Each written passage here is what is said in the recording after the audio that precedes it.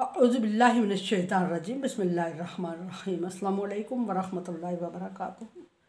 सूरह रूम है मेरे सामने और सूरह रूम की आयत नंबर 13 है, पारा नंबर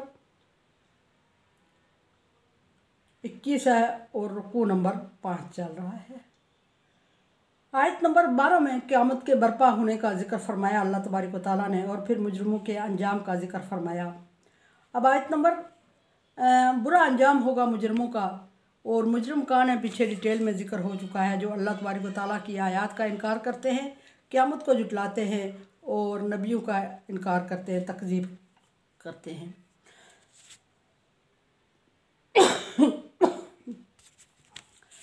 अब यहाँ फरमाया कि मुजरिमों का बुरा हाल हो जाए, बुरा अंजाम होगा, निचोड़ दिया जाएगा। अब यहाँ आगे अगली आयत से अंदाज़ा होता है कि वो मुजरिम मुशरिक है।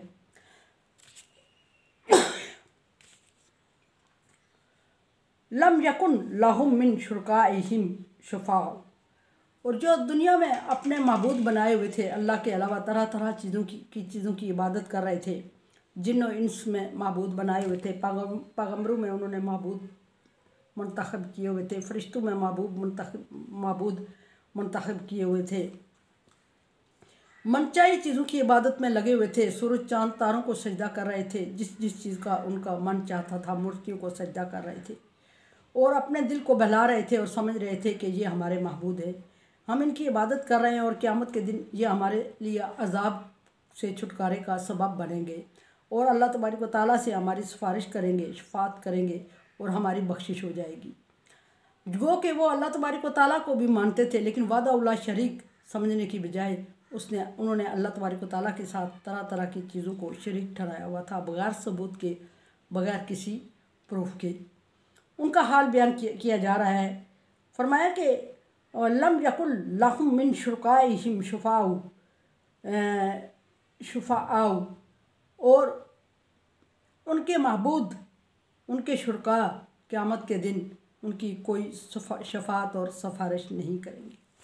बात यह है कि क़यामत के दिन क्या सिफारिश और शफात चलेगी भी या नहीं चलेगी। क़यामत के दिन अल्लाह तबारक व तआला ने फरमा दिया कि ला खुल्ला वला शफा, क़यामत का दिन एक ऐसा दिन होगा जिसमें ना कोई सिफारिश और ना कोई शफात चलेगी। हाँ, फिर फरमाया कि हाँ, जिसको अल्लाह तबारक व तआला इजाज़त देंगे।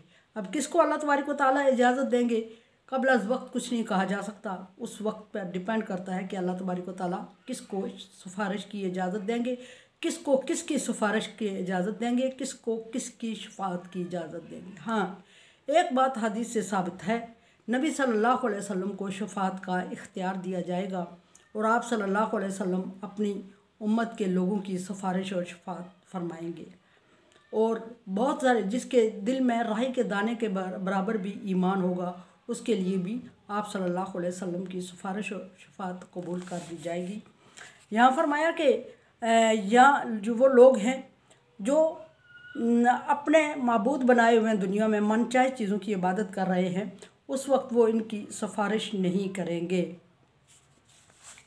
और पहली बात यह है कि ये आबद और माबूद इकट्ठे हो ही नहीं सकेंगे। माबूद जान बचाते फिर रहे होंगे और आबद उनके पीछे पीछे फिर रहे होंगे और एक दूसरे का सामना हो ही नहीं सकेगा। दूसरी बात, अगर सामना होगा भी तो आबद उनसे सिफारिश मांगेंगे, माबूद खुद उनके लिए बख्शिश क्या गारंटी नहीं है कि उन्हें बख्श दिया जाएगा। वो अपने लिए मुश्किल में पड़े होंगे और वो उनसे जान बचाते फिर रहे होंगे। अगर इक्का दुक्का कभी इकट्ठे हो भी जाएंगे अल्लाह के सामने, तो आबिद अल्लाह तबारक व तआला से गिड़गिड़ा के अर्ज़ करेंगे, या अल्लाह, ये हमारे वो लोग हैं जिनको हमने तेरे साथ शरीक ठहराया, जिनकी हमने इबादत की और जिनकी पूजा पाठ करते रहे, और आज ये हमें पकड़ा ही नहीं दे रहे हैं। महबूद जान बचाने के लिए कहेंगे, पहली बात यह है कि पहचान से इनकार कर देंगे। पहली बात यह है कि मुलाकात ही नहीं होगी, बात ही नहीं हो सकेगी। दूसरी बात यह है कि महबूद इनकार कर देंगे पहचानने से ही।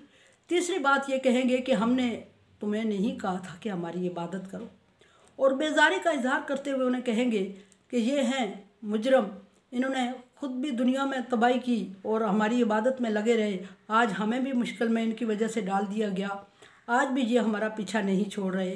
बेजारी की हद की तरफ इशारा किया कि उस वक्त माबूद अब्दों से बेजार हो जाएंगे और उनकी एक बात भी नहीं सुनेंगे और सुनने का वक्त भी नहीं होगा। हर शख्स को अपनी अपनी पड़ी होगी। एक एक अमल जिनका कम होगा वो भी सरगर्दा होंगे उस एक अमल एक नेकी को ढूंढने के लिए, और हर एक की एक नेकी कम होगी वो दूसरे से मांग रहा होगा। दूसरा कहेगा मेरी खुद इतनी ही कम है, मैं कुछ नहीं कर सकता। यहाँ फरमाया कि उस दिन उनके शुरका उनकी शफात नहीं करेंगे। वकानू बिशुरकाहिम काफिरीन, और उस वक्त वो अपने शुरका का इनकार करेंगे, अपने शुरका का कुफ्र करेंगे और इनकार करेंगे और कहेंगे कि वाकई ये इस काबिल नहीं थे कि हम इनकी इबादत करते और हमने गलती की। और अगर अल्लाह पछतावा करेंगे और पछतावा करते हुए कहेंगे कि अगर अल्लाह तबारक व तआला दोबारा हमें दुनिया में एक मौका दे दे, हम दुनिया में चले जाएं, तो फिर हम कभी भी इनकी इबादत ना करें और इसी तरह इनसे बेरुखी करें जिस तरह आज ये हमसे बेरुखी कर रहे हैं। आपस में भी ये बातें करेंगे।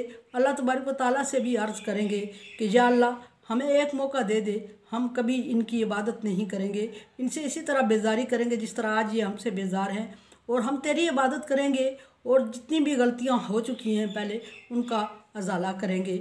लेकिन चूँकि अल्लाह तबारक व तआला का ये उसूल नहीं है, अल्लाह तबारक व तआला किसी चीज़ को रिपीट नहीं करते, दोहराते नहीं हैं। जो वक्त उनको दे दिया गया था उसमें मोहलत दी गई थी और उस वक्त को उन्होंने ज़ाया किया, उस मोहलत से फ़ायदा नहीं उठाया, और जब वक्त को ज़ाया किया, मोहलत से फ़ायदा नहीं उठाया, तो अब अल्लाह तबारक व तआला दोबारा उनको वक्त देने वाले नहीं हैं। यौम तक़ूमुस्सा यौमइज़िन यतफ़र्रक़ून, फिर फरमाया दोबारा क़यामत को ज़िक्र करते हुए कि जिस दिन क़यामत बर्पा की जाएगी तो लोग फ़िरक़ों में बट जाएंगे, तफ़र्क़ों में बट जाएंगे, यानी ग्रोह ग्रोह हो जाएंगे और अपने अपने ग्रुप में अपने अपने ग्रोह में आओ फरियाद कर रहे होंगे, खुश होंगे तो इस कदर मगन होंगे कि उन्हें दूसरों की परवाह नहीं होगी, और जो मुश्किल में होंगे तो वो इस कदर मुश्किल में होंगे कि उन्हें दूसरों की तरफ ध्यान ही नहीं जाएगा। हर कोई अपने ही मुश्किल में सरगर्दा होगा और मुतफर्रिक हो जाएंगे, बिखर जाएंगे इधर उधर अपनी अपनी टोलियों में, अपने अपने लोगों के साथ, अपने अपने अंजाम के लोगों के साथ मिल जाएंगे और मुतफर्रिक होके एक दूसरे के लिए कोई उम्मीद नहीं। अगर कोई किसी से उम्मीद रखेगा भी, कोई रिश्ता नहीं चलेगा, कोई नाता नहीं चलेगा।